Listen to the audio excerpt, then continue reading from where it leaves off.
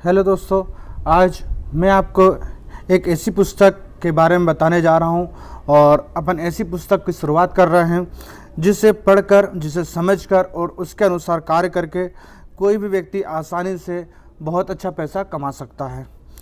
ये पुस्तक है rich dad poor dad Robert Kiyosaki की। बहुत ही ज़्यादा फेमस, बहुत ही ज़्यादा बिकने वाली, सर्वाधिक बिकने वाली पुस्तक है ये। चलिए शुरुआत करते हैं अपन इसकी। Rich dad poor dad Robert Kiyosaki के अनुसार मेरे दो डैडी थे, एक अमीर और दूसरे गरीब। एक बहुत पढ़े लिखे थे और समझदार थे। वे पीएचडी थे और उन्होंने अपने 4 साल के अंडर ग्रेजुएट कार्य को 2 साल से भी कम समय में कर लिया था। इसके बाद वे आगे पढ़ने के लिए Stanford university, university of Chicago तथा नॉर्थ वेस्टर्न यूनिवर्सिटी गए और यह सब उन्होंने पूरी तरह से स्कॉलरशिप के सहारे ही किया। मेरे दूसरे डैडी 8वीं से आगे नहीं गए थे। दोनों ही अपने करियर में सफल थे। दोनों ने ज़िंदगी भर कड़ी मेहनत की थी। दोनों ने ही काफ़ी पैसा कमाया था, परंतु उनमें से एक पूरी ज़िंदगी पैसे के लिए परेशान होता रहा। दूसरा हवाई के सबसे अमीर व्यक्तियों में से एक बन गया। एक के मरने पर उसके परिवार, चर्च और ज़रूरतमंद को करोड़ों डॉलर की दौलत मिली। दूसरा अपने पीछे कर्ज छोड़कर मरा। दोनों डैडी इरादे के पक्के, चमत्कारी और प्रभावशाली थे। दोनों ने मुझे सलाह दी, परंतु उनकी सलाह एक सी नहीं थी। दोनों ही शिक्षा पर बहुत जोर देते थे, परंतु उनके द्वारा सुझाए गए पढ़ाई के विषय अलग अलग थे। अगर मेरे पास केवल एक ही डैडी होते तो मैं या तो उनकी सलाह मान लेता या फिर उसे ठुकरा देता। चूँकि सलाह देने वाले दो थे, इसलिए मेरे पास दो विरोधाभासी विचार होते थे, एक अमीर आदमी का और दूसरा गरीब आदमी का। एक भी विचार को सीधे सीधे मान लेना या न मानने के बजाय मैं उनकी सलाहों पर काफ़ी सोचा करता था, उनकी तुलना करता था और फिर खुद के फैसले लिया करता था। समस्या यह थी कि अमीर डैडी अभी अमीर नहीं थे और गरीब डैडी अभी गरीब नहीं थे। दोनों ही अपने करियर शुरू कर रहे थे और दोनों ही दौलत तथा परिवार के लिए मेहनत कर रहे थे, परंतु पैसे के बारे में दोनों के विचार और नज़रिए एकदम अलग थे। उदाहरण के तौर पर एक डैडी कहते थे पैसे का मोह ही सबसे बुराइयों की जड़ है, जबकि दूसरे डैडी कहते थे पैसे की कमी ही सभी बुराइयों की जड़ है। जब मैं छोटा था तो मुझे दोनों डैडियों की अलग अलग सलाहों से दिक्कत होती थी।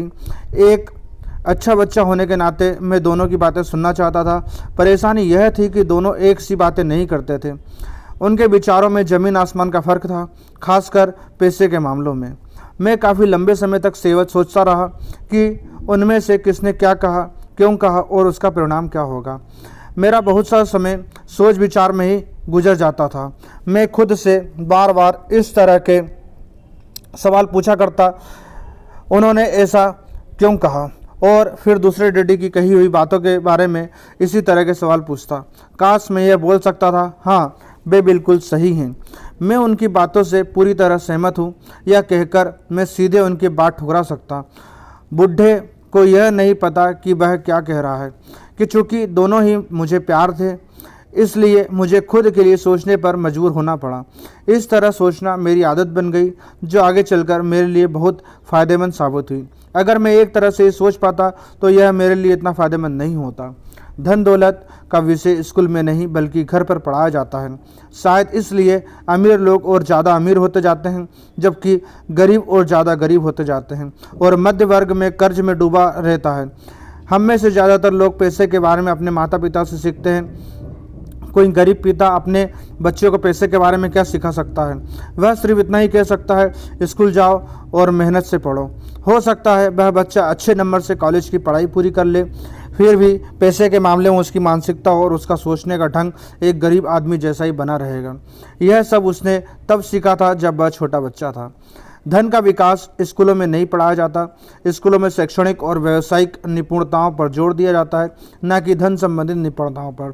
इससे यह साफ हो जाता है कि जिन स्मार्ट बैंकर्स, डॉक्टर्स और अकाउंटेंट्स के स्कूल में अच्छे नंबर आते हैं, वे जिंदगी भर पैसे के लिए संघर्ष क्यों करते हैं।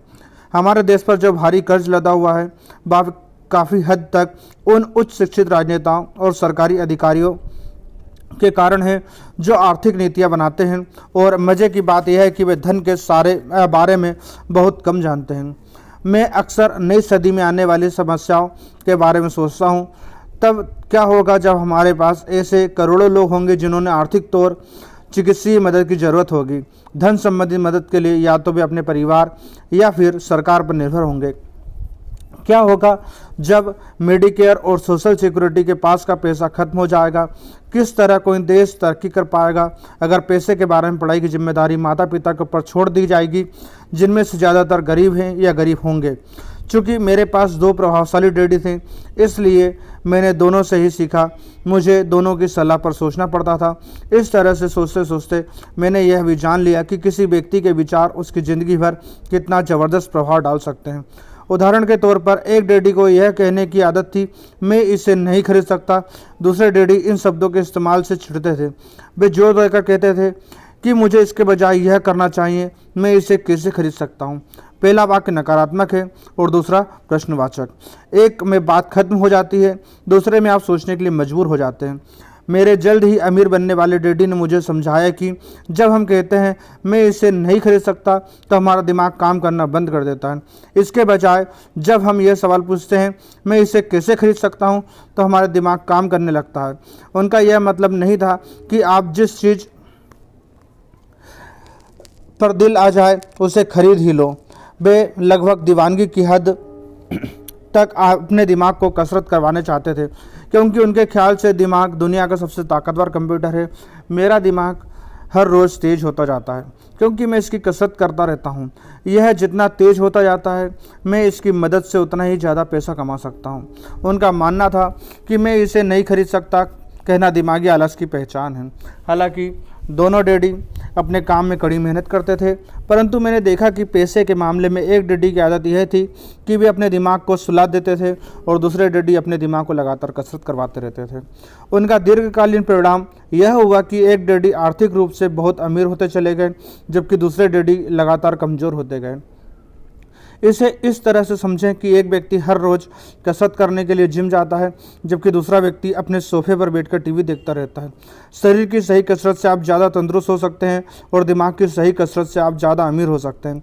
आलस्य से स्वास्थ्य और धन दोनों नुकसान होता है। मेरे दोनों डैडियों की विचारधारा में ज़मीन आसमान का अंतर था। एक डैडी की सोच थी कि अमीरों को ज़्यादा टैक्स देना चाहिए ताकि बेचारे गरीबों को ज़्यादा फ़ायदा मिल सके, जबकि दूसरे डैडी कहते थे टैक्स उन लोगों को सजा देता है जो उत्पादन करते हैं, उन लोगों को इनाम देता है जो उत्पादन नहीं करते। एक डैडी सिखाते थे मेहनत से पढ़ो ताकि तुम्हें किसी अच्छी कंपनी में नौकरी मिल जाए, जबकि दूसरे डैडी सीख यह थी मेहनत से पढ़ो ताकि तुम्हें किसी अच्छी कंपनी को खरीदने का मौका मिल जाए।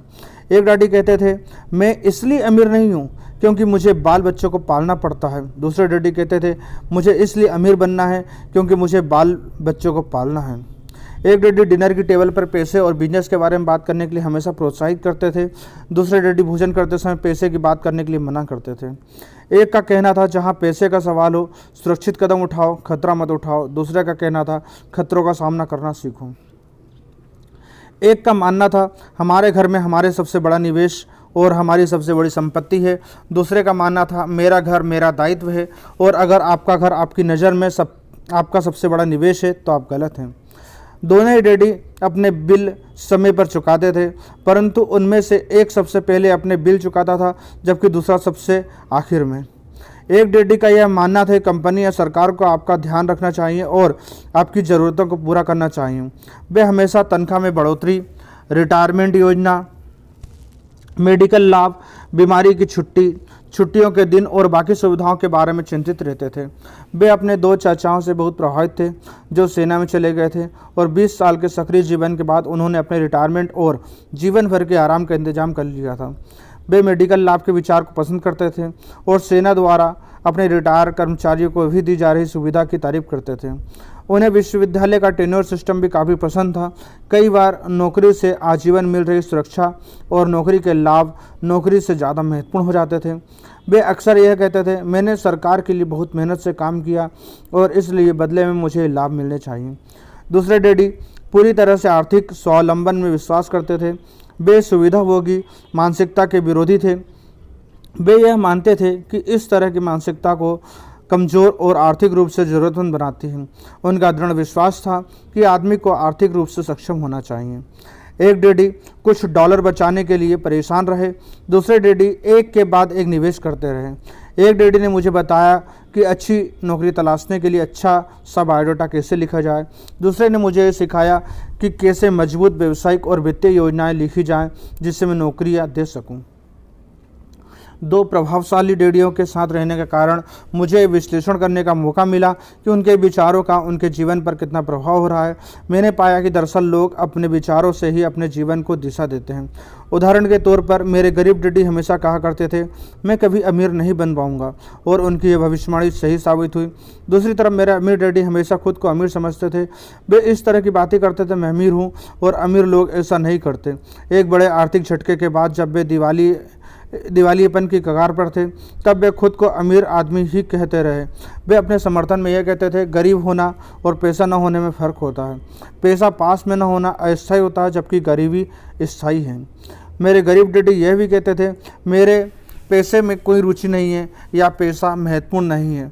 मेरे अमीर डैडी हमेशा कहते थे, पैसे में बहुत ताकत है। हो सकता है हमारे विचारों की ताकत को कभी भी मापा ना जा सके या फिर उन्हें पूरी तरह से समझना न जा सके। फिर भी बचपन में ही मैं यह समझ गया था कि अपने विचारों पर ध्यान देना चाहिए और अपने अभिव्यक्ति पर भी। मैंने देखा कि मेरे गरीब डैडी इसलिए गरीब थे क्योंकि वे कम कमाते थे, बल्कि इसलिए गरीब थे क्योंकि उनके विचार और काम गरीबों की तरह थे। दो डैडी होने के कारण बचपन से ही मैं इस बारे में बहुत सावधान हो चला था कि मैं किस तरह की विचारधारा अपनाऊं, मैं किसकी बात मानूं, अपने अमीर डैडी की या अपने गरीब डैडी की। हालांकि दोनों ही शिक्षा और ज्ञान को बहुत महत्वपूर्ण मानते थे, परंतु क्या सीखा जाए इस बारे में दोनों की राय अलग अलग थी। एक चाहते थे कि मैं अपनी पढ़ाई में कड़ी मेहनत करूं, डिग्री लूं और पैसे कमाने के लिए अच्छी सी नौकरी ढूंढ लूं। वे चाहते थे कि मैं एक पेशेवर अधिकारी, वकील या अकाउंटेंट बन जाऊं या MBA कर लूं। दूसरे डैडी मुझे प्रोत्साहित करते थे कि मैं अमीर बनने का रहस्य सीख लूं, यह समझ लूं कि पैसा किस तरह काम करता है और यह जान लूं कि इससे अपने लिए कैसे काम लिया जाता है। मैं पैसे के लिए काम नहीं करना चाहता। इन शब्दों को वे बार बार दोहराया करते थे, पैसा मेरे लिए काम करता है। 9 वर्ष की उम्र में मैंने यह फैसला किया कि मैं पैसे के बारे में अपने अमीर डैडी की बात सुनूंगा और उनसे सीखूंगा। यह फैसला करने का मतलब था अपने गरीब डैडी की बातों पर ध्यान न देना। हालांकि उनके पास कॉलेज की बहुत सी डिग्रियां थी जो अमीर डैडी के पास नहीं थी। रॉबर्ट फ्रॉस्ट का सबक। रॉबर्ट फ्रॉस्ट मेरे पसंदीदा कवि हैं। हालांकि मुझे उनकी बहुत सी कविताएं पसंद है, परंतु द रोड नॉट टेकन मुझे सबसे ज़्यादा पसंद है। मैं इसकी शिक्षा का इस्तेमाल हर रोज़ करता हूँ। द रोड नॉट टेकन, वह राह चुना नहीं गया, वह राह जिसे चुना नहीं गया। पीले जंगल में 2 राहें बढ़ती थी और अफसोस कि मुझे एक को चुनना था, और मैं अकेला पथिक खड़ा रहा देर तक, यह देखते हुए कि यह राह कहाँ तक जाती है, झुरमटाओं में मुड़ने के पहले। फिर मैंने दूसरी राह चुनी, उतनी ही सुंदर और शायद बेहतर भी, क्योंकि यहाँ घास थी और कम लोग गुजरे थे। हालांकि लोगों के गुजरने से यहाँ भी उतना ही नुकसान हुआ था, और दोनों से ही सुबह बराबर थी। पत्तियों पर काले कदम नहीं थे, और मैंने पहले को अगले दिन के लिए रखा, पर यह जानते हुए किस तरह रास्ते निकलते हैं। मुझे शक था कि मैं कभी लौटूंगा। मैं आह भरकर यह कहूँगा, आज से सदियों बाद शायद एक जंगल में 2 राहें बढ़ती थी और मैंने कम चली राह को चुना, और इसी बात से सारा फर्क पड़ा। Robert Frost 1916। और इसी बात से सारा फर्क पड़ता है। बहुत समय गुजर चुका है, पर मैं अब भी अक्सर रॉबर्ट फ्रॉस्ट की कविता पर चिंतन करता हूँ। पैसे के बारे में अपने पढ़े लिखे डैडी की सलाह और नज़रिए को न सुनने का मेरा फैसला दुखद था, परंतु यह एक ऐसा फैसला था जिसने मेरी ज़िंदगी की दिशा तय कर दी। एक बार मैंने ये फैसला कर लिया कि मुझे किसकी बात सुननी है, तो उसके बाद धन संबंधी शिक्षा शुरू हो गई।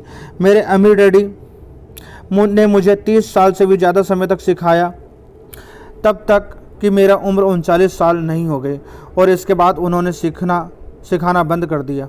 उन्होंने यह देख लिया कि मैं अब समझ चुका हूँ जो मेरी मोटी बुद्धि में भरने की कोशिश कर रहे थे। पैसा एक तरह की ताकत है, परंतु इससे ही बड़ी ताकत है वित्तीय शिक्षा। पैसा तो आता और जाता है, परंतु आप अगर यह जानते हैं कि पैसा किस तरह से काम करता है, तो आप ज़्यादा ताकतवर हो जाते हैं और आप दौलत कमाना शुरू कर सकते हैं। केवल सकारात्मक चिंतन से ही समस्या हल नहीं हो सकती, क्योंकि ज़्यादातर लोग स्कूल में पढ़ते हैं और वहाँ वे कभी यह नहीं सीख पाते कि पैसा किस तरह से काम करता है, इसलिए वे पैसे के लिए काम करने में अपनी सारी ज़िंदगी बर्बाद कर देते हैं। मेरी शिक्षा जब शुरू हुई थी तब मैं केवल 9 साल का था और इसी कारण मेरे अमीर डैडी ने मुझे जो पाठ पढ़ाए थे वे बहुत आसान थे और सारी बातों को छोड़कर विचार किया जाए तो उन्होंने मुझे 30 सालों तक कुल 6 महत्वपूर्ण पाठ पढ़ाए। यह पुस्तक उन्हीं 6 पाठों के बारे में है और इसे भी उतना ही आसान बनाने की कोशिश की है जितना कि मेरे अमीर डैडी ने इन्हें मेरे लिए आसान बनाया था। यह पाठ उनके लिए जवाब की तरह नहीं लिखे गए बल्कि मार्गदर्शक की तरह लिखे गए हैं, ऐसे मार्गदर्शक जो ज़्यादा अमीर बनने में आपकी और आपके बच्चों की मदद करेंगे, चाहे बदलती हुई अनिश्चित दुनिया में कुछ भी होता रहे। 6 पाठ। सबक 1, अमीर लोग पैसे के काम नहीं करते। सबक 2, पैसे की समझ क्यों सिखाई जानी चाहिए। सबक 3, अपने काम से काम रखो। सबक 4, टैक्स का इतिहास और कॉरपोरेशन की ताकत। सबक 5, अमीर लोग पैसे का आविष्कार करते हैं। सबक 6, सीखने के लिए काम करें, पैसे के लिए काम न करें। अध्याय 1 यहीं पर ख़त्म हुआ। अध्याय 2 आपको नेक्स्ट पार्ट में मिलेगा।